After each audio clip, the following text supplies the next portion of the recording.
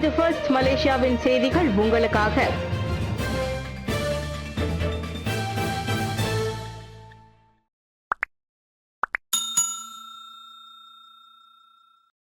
பிரதமரின் அதிகாரத்துவ பயணங்களுக்கான 80 விழுக்காட்டு செலவு தனியார் நிறுவனங்களுடையது.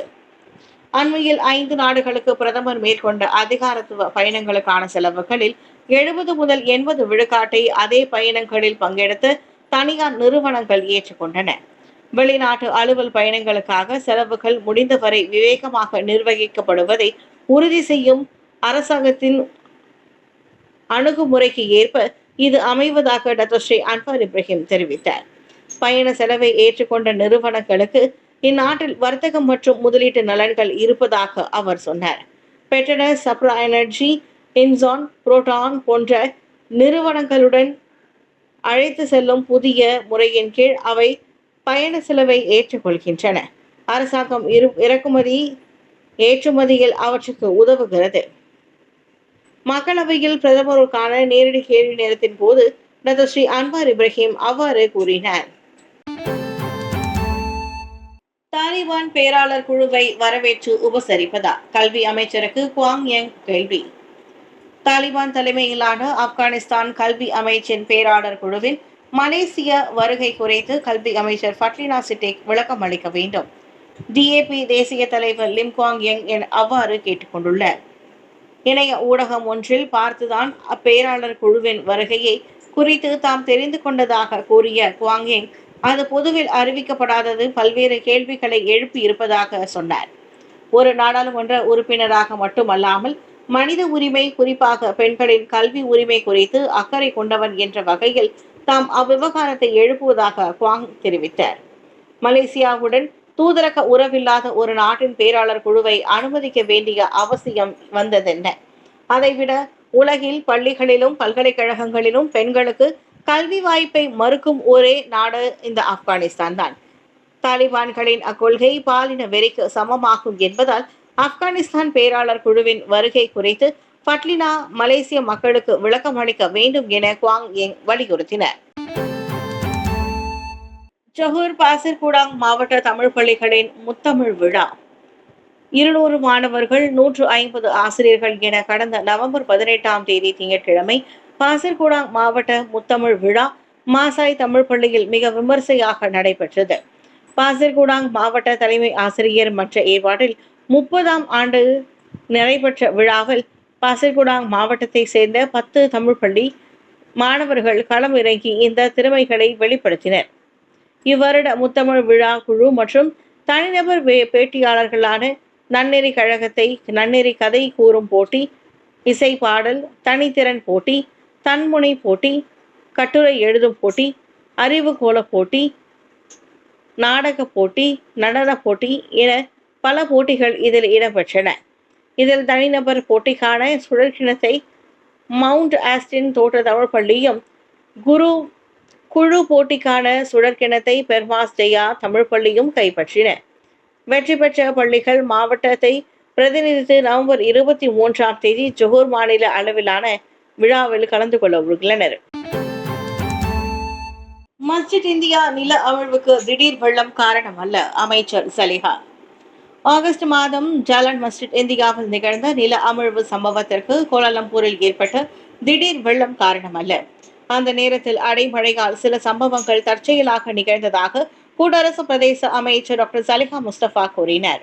நில அமிழ்வு ஏற்பட்டதிலிருந்து கோலாலம்பூர் மாநகர் மன்றம் டிபிகேயில் அங்கு நில அமைப்பு மீதான ஆய்வை மேற்கொண்டு வருகிறது. அது தற்போது இறுதி கட்டத்தில் இருப்பதாக அமைச்சர் சொன்னார். மேலும் நிலத்தடி துவாரங்களையும் மண் அசைவையும் கண்டறிய உரிய புவி இயற்பியல் சோதனைகள் மேற்கொள்ளப்படும். அதை நீண்ட கால திட்டமாக போர்ஹோல் முறையில் மண்ணில் ஆழமாக துளையிட்டு டிபிகேயில் மண் ஆய்வை மேற்கொள்ளும் என்றார் அவர். கோலாலம்பூர் செபுதே நாடாளுமன்ற உறுப்பினர் தெரேசா கோக் முன்னிலையில் எழுப்பிய கேள்விக்கு டாக்டர் சலிஹா அவ்வாறு பதிலளித்தார். மஸ்ஜித் இந்தியாவில் நில அமிழ்வு ஏற்பட்டதற்கு புவியியல் மற்றும் மண் அமைப்பு முறையே காரணம் என இதற்கு முன் துணை பிரதமர் டாக்டர் ஸ்ரீ ஃபடிலா யூசுப் கூறியிருந்தது குறிப்பிடத்தக்கது. இந்திய பிரஜையான 48 வயது விஜயலட்சுமி ஆகஸ்ட் 23ஆம் தேதி மலாயன் மேன்ஷன் முன்புறம் நடந்து சென்ற போது 8 மீட்டர் ஆழத்திற்கு திடீரென தோன்றிய பள்ளத்தில் விழுந்து காணாமல் போனார். போட்டித்தன்மை மிக்க ஊதியத்தை கொடுத்து உள்ளூர் தொழிலாளர்களுக்கு முன்னுரிமை கொடுங்கள். டாக்டர் குணராஜ் வலியுறுத்தல். அந்நிய தொழிலாளர்களையே நம்பி இருப்பதை குறைக்க உள்நாட்டினருக்கு போட்டித்தன்மை மிக்க ஊதியம் வழங்கப்படுவதை அரசாங்கம் உறுதி செய்ய வேண்டும். நல்ல சம்பளத்துடன் நியாயமான வேலை நிபந்தனைகளுடன் வரும் வேலை வாய்ப்புகளில் மலேசியர்களுக்கே முன்னுரிமை தரப்பட வேண்டும் என ஸ்லாங்கூர் செந்தோசா சட்டமன்ற உறுப்பினர் டாக்டர் குணராஜ் ஜோர்ஜ் கேட்டுக்கொண்டார். எண்ணெய் நிலைய காஃபே கடைகளிலும் பல்பொருள் விற்பனை கடைகளிலும் அந்நிய நாட்டவர்களை வேலைக்கு அமர்த்த அனுமதிக்கப்படுவதாக உள்துறை அமைச்சு கூறியிருப்பது குறித்து கருத்துரைத்த போது அவர் அவ்வாறு சொன்னார். அரசாங்கத்தின் அந்த முடிவு கால சூழலுக்கு ஏற்ப வளர்ந்து வரும் அத்தொழில் துறைக்கு தேவையானதை உணர்த்துகிறது. ஆனால் மலேசியர்களை நாம் புறந்தள்ளிவிட முடியாது. மிக குறைந்த ஊதியத்தை கொடுத்தால் அவர்களை கவர்ந்திழுக்கவும் முடியாது. இதனால் நாம் தொடர்ந்து அந்நிய தொழிலாளர்களையே சார்ந்திருக்க வேண்டும் என குணராஜ் சுட்டிக்காட்டினார். உள்நாட்டு தொழிலாளர்களுக்கு ஏற்பட்டுள்ள பற்றாக்குறை பிரச்சனையை தீர்க்க சமச்சீரான அணுகுமுறை அவசியம் என அவர் சொன்னார். தாய்லாந்தில் நாய்களை கடித்து குதறும் என அஞ்சி வீடுகளை நோக்கி துப்பாக்கிச்சூடு நடத்திய ஆடவருக்கு 130 ரிங்கெட் அபராதம். நாய்கள் கடித்து குதறும் என அஞ்சி 4 வீடுகளை நோக்கி துப்பாக்கிச்சூடு பிரயோகம் நடத்திய உணவு விநியோகிப்பாளர் ஒருவருக்கு 130 ரிங்கெட் அபராதம் விதிக்கப்பட்டது. தாய்லாந்தில் நொத்தபுரி வட்டாரத்தில் உள்ள 34 வயதுடைய சேனரின் என்ற அந்த ஆடவர் நவம்பர் 17ஆம் தேதி அக்குடியிருப்பு பகுதியில் ஆர்டர் செய்யப்பட்ட உணவை விநியோகிக்க சென்றபோது பல நாய்கள் தம்மை பார்த்து குறைத்ததால் அவை தம்மை தாக்கக்கூடும் என அஞ்சி தம்மிடம் இருந்த துப்பாக்கியால் சுட்டுள்ளார். ஏற்கனவே வாடிக்கையாளர்களுக்கு உணவு விநியோகிக்க சென்ற போது தம்மை நாய் கடித்திருப்பதால் பாதுகாப்பாக கடந்த வாரம்தான் துப்பாக்கி வாங்கியதாக அவர் தெரிவித்தார். நாய்களை மிரட்டும் நோக்கத்தில் தான் தாம் துப்பாக்கி சூடு நடத்தியது மிகப்பெரிய விவகாரம் ஆகிவிடும் என நான் நினைத்து பார்க்கவில்லை. இச்சம்பவத்திற்காக அந்த வீடமைப்பு பகுதியை சேர்ந்த அனைத்து மக்களிடமும் மன்னிப்பு கேட்டுக்கொள்வதாகவும் எவரையும் அச்சுறுத்தும் நோக்கத்தில் தாம் இந்த நடவடிக்கையில் ஈடுபடவில்லை என ஜைனசாரின் கூறினார். பொதுமக்களுக்கு கவலை மற்றும் அச்சுறுத்தலை ஏற்படுத்தும் வகையில் நடந்து கொண்டதாக குற்றச்சாட்டு கொண்டு வரப்பட்டதை தொடர்ந்து அதற்காக 130 ரிங்கிட்டை மதிப்பை கொண்ட 1000 பாட் நாணயத்தை அவர் அபராதமாக செலுத்தினார். உலகில் சிறந்த நகரங்களின் தரவரிசையில் தொடர்ந்து 10வது ஆண்டாக லண்டன் முதலிடம், கோலாலம்பூருக்கு 50வது இடம்.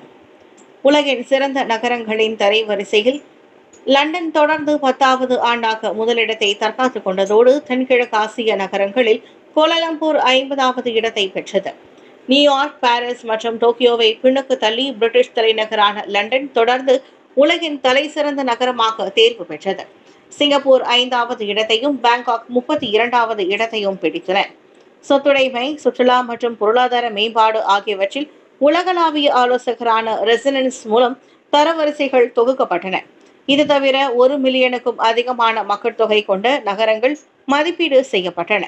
ஒவ்வொரு ஆண்டும் மதிப்பீட்டு அளவுகோல்கள் மாறினாலும் தொடக்கத்திலிருந்து தரவரிசையில் லண்டன் தொடர்ந்து முதலிடத்தில் உள்ளது.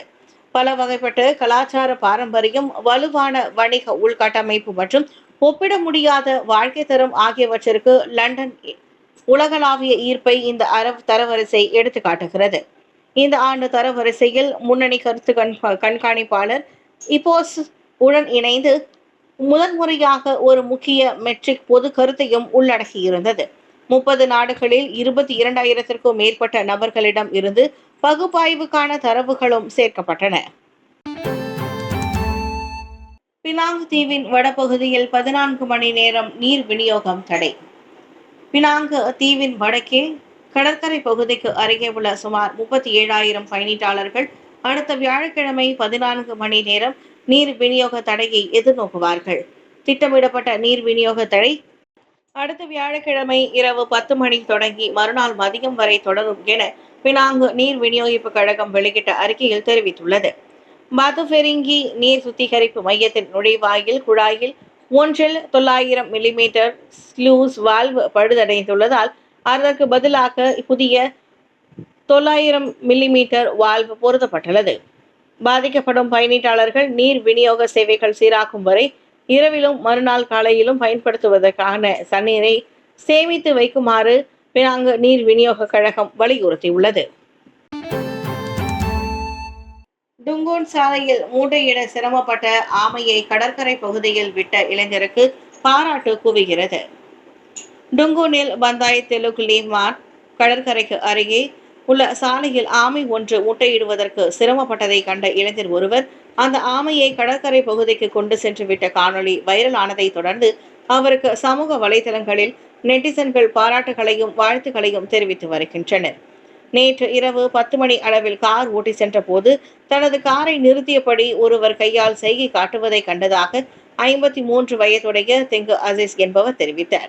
யாரோ விபத்துக்குள்ளாகி இருக்கலாம் என நினைத்து காரை நிறுத்த கீழே இறங்கி பார்த்தபோதுதான் சாலையின் நடுவே அந்த ஆமை முட்டையிடுவதற்கு சிரமப்பட்டதை கண்டதாகவும் அந்த ஆமை பெரிதாகவும் கனத்த எடையில் இருந்ததால் அதனால் கடலோர பகுதிக்கு தம்மால் கொண்டு சென்றுவிட முடியவில்லை என்று கூறினார்.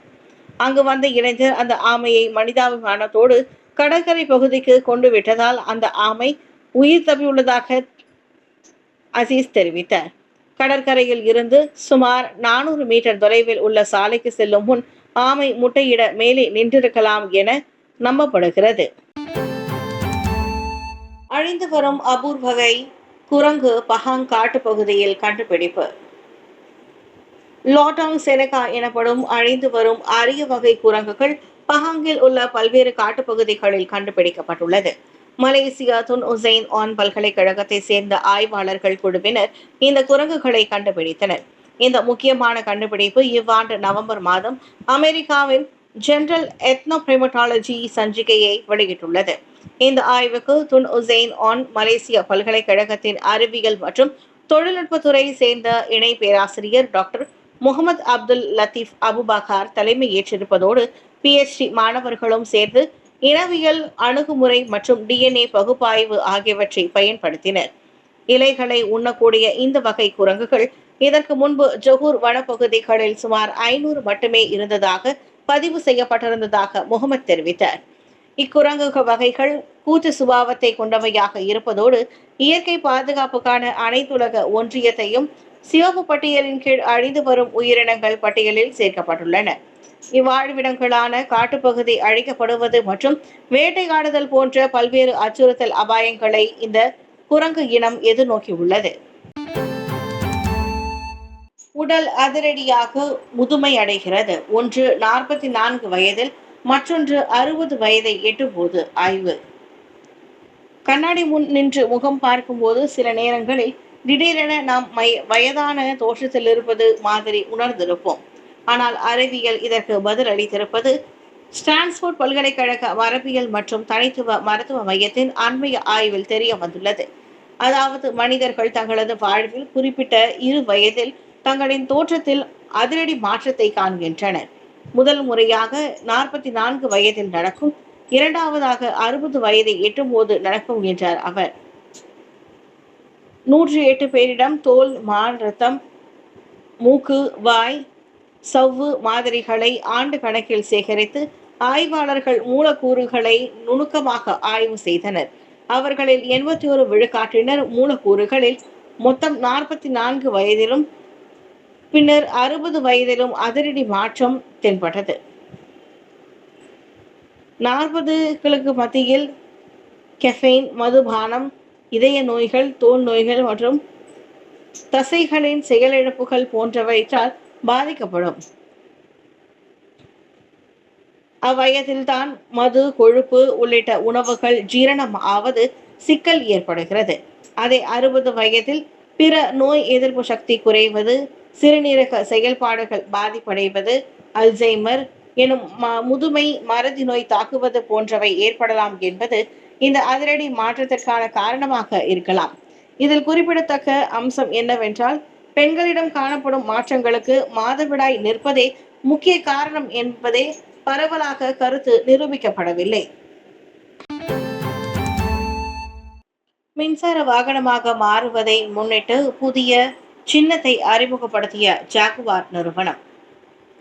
சொகுசு கார் தயாரிப்பு நிறுவனமான ஜாகுவார் விரைவில் மின்சார சக்தியில் இயங்கும் வாகனமாக மறு தோற்றம் காணவிருப்பதை முன்னிட்டு அதன் புதிய சின்னத்தை அறிமுகப்படுத்தியது. ஜாகுவார் கார்களில் தாவுவது போலிருக்கும் ஜாகுவார் பூனை சின்னமான லீப்பர் முன்பை விட சிறப்பாக மாற்றி அமைக்கப்பட்டுள்ளது. புதிதாக டெலிட் ஆர்டினரி என்ற வியாபார யுக்தியிலான ஸ்லோகமும் சேர்க்கப்பட்டுள்ளது. புதிய ஜாகுவார் எழுத்துருவம் கண்களை ஈர்க்கும் வகையில் வடிவமைக்கப்பட்டுள்ளது. இது குறித்து பேசிய ஜாகுவார் நிறுவனம், புதிய சின்னம் கற்பனை வளமிக்கது, தைரியமானது, கலைநயம் மிக்கது என வர்ணித்துள்ளது.